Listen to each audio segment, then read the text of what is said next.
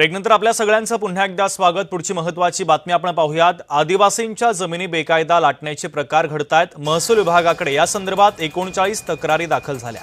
कारवाई करून आदिवासींना जमिनी परत करणार महसूल विभागाच्या वतीने कार्यवाहीची प्रक्रिया आता सुरू आहे। महसूल मंत्री बावनकुळे यांनी या संदर्भात माहिती दिली आहे।